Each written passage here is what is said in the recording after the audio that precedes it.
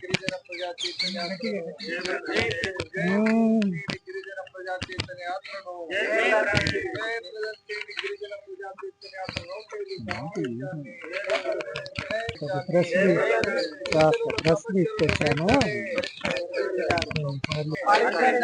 గిరిజనుల సమస్యలను వెంటనే మైదాన ప్రాంత గిరిజనులకు రాజకీయ రిజర్వేషన్లను వెంటనే గిరిజనులకు రాజకీయ రిజర్వేషన్లను వెంటనే మైదాన ప్రాంత గిరిజనుల పట్ల కేంద్ర రాష్ట్ర ప్రభుత్వాల నిర్లక్ష్య వైఖరి గిరిజనుల పట్ల కేంద్ర రాష్ట్ర ప్రభుత్వాల నిర్లక్ష్య వైఖరి.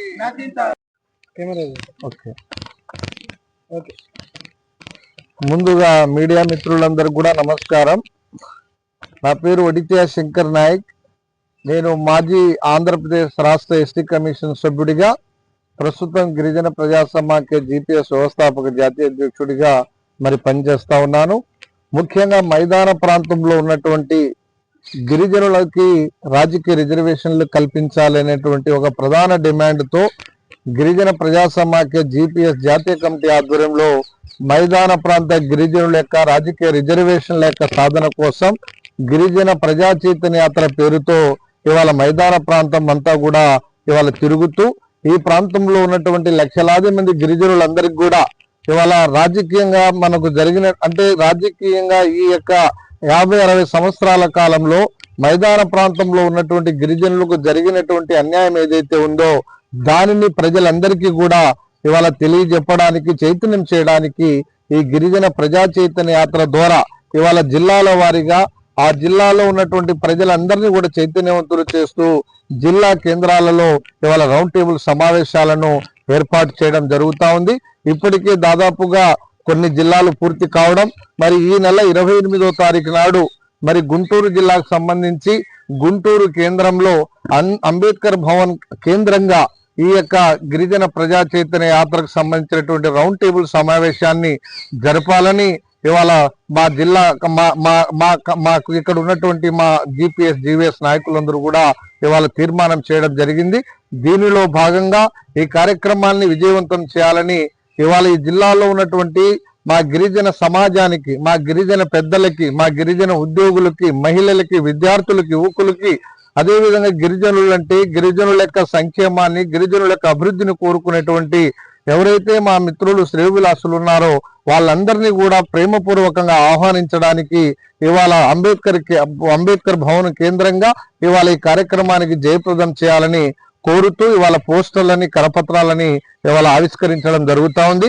మీ ద్వారా ఇప్పటికే కేంద్ర రాష్ట్ర ప్రభుత్వాలు ఇవాళ మైదాన ప్రాంత గిరిజనులని కేవలం ఓటు బ్యాంకుగా మాత్రమే ఇవాళ మమ్మల్ని వాడుకుంటా ఉన్నారు. ఓటు బ్యాంకుగా, అదే విధంగా జెండాలు మోసే కార్యకర్తలుగానే ఇవాళ పాలకులు, ప్రభుత్వాలు మమ్మల్ని చూస్తా ఉన్నాయి. కాబట్టి మాకు రాజ్యాంగబద్ధంగా బాబాసాహెబ్ అంబేద్కర్ ఇచ్చినటువంటి రాజ్యాంగపరమైనటువంటి రిజర్వేషన్లు ఏవైతే ఉన్నాయో మా హక్కులని మాకు అందించడానికి, మా హక్కులను మాకు పూర్తి స్థాయిలో ఎక్కడైతే అట్టడుగున ఉన్నటువంటి మా గిరిజన సమాజానికి అందించడానికి ప్రభుత్వాలు కృషి చేయాల్సినటువంటి అవసరం ఉంది. అలాంటి సామాజిక పరమైనటువంటి హక్కులను కాపాడుకునే దిశగా రాజకీయ రిజర్వేషన్లని వచ్చేటువంటి డీలిమిటేషన్లో ఈ ప్రాంత ప్రజలకి చట్టసభల్లో ప్రవేశించడానికి మాకు కూడా రిజర్వేషన్లు కావాలనేటువంటి డిమాండ్తో మేమందరం కూడా ముందుకెళ్తా ఉన్నాం. కాబట్టి ఈ కార్యక్రమంలో జిల్లాలో ఉన్నటువంటి గిరిజన పెద్దలు, ప్రజలందరూ కూడా ఇది ఒక సామాజిక కార్యక్రమంగా, ఒక కుటుంబ కార్యక్రమంగా భావించి పార్టీలకు అతీతంగా ఈ కార్యక్రమంలో ప్రతి ఒక్కరూ కూడా పాల్గొని గిరిజనుల యొక్క ఐక్యతని, గిరిజనుల యొక్క ఆత్మగౌరవానికి ఈ యొక్క వేదిక ద్వారా ఈ కార్యక్రమం విజయవంతం చేయడం ద్వారా ప్రభుత్వాలకు తెలియజేయాలని మీ ద్వారా తెలియజేస్తూ సెలవు తీసుకుంటా ఉన్నాను.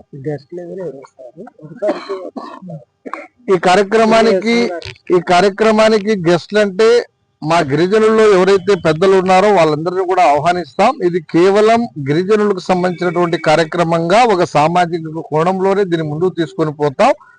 ఎవరైతే మా పెద్దలు ఉన్నారో, పెద్దలు ఇంతకుముందే ప్రజాప్రతినిధులుగా కావచ్చు, అధికారులుగా పనిచేసినటువంటి వాళ్ళు, గిరిజనుల పట్ల, గిరిజనుల సమస్యల పట్ల అవగాహన ఉన్నటువంటి వాళ్ళని కూడా ఈ కార్యక్రమానికి మేము ఆహ్వానిస్తా ఉన్నాం.